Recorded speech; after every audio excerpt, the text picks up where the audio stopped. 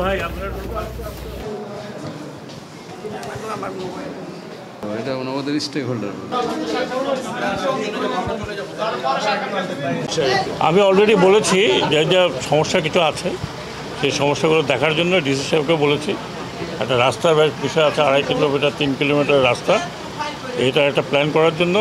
আর বন্দরের যে ইয়ার্ড তৈরি করার জন্য আমরা এখন দেখছি যে এখানে জায়গা জমি আছে, কিছু কিছু খাস আছে, কিছু প্রাইভেট ল্যান্ড আছে।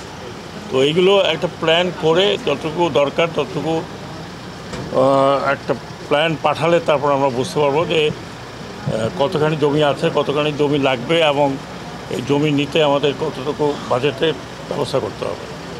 তো এটা তো অনেক ইম্পর্টেন্ট বন্দর এবং অনেক পুরনো বন্দর, তো এটার সাথে হয়তো ভবিষ্যতে লিঙ্ক আপও হতে পারে। সেই কারণে এই বন্দরটাকে আর একটু সম্প্রসারণ করা দরকার। আর যদি সম্ভব হয়, আমি জানি না, আমরা তো অনেকটা ওয়ার্ল্ড ব্যাংকে দিয়ে অনেক কটা বন্দর করিয়েছি।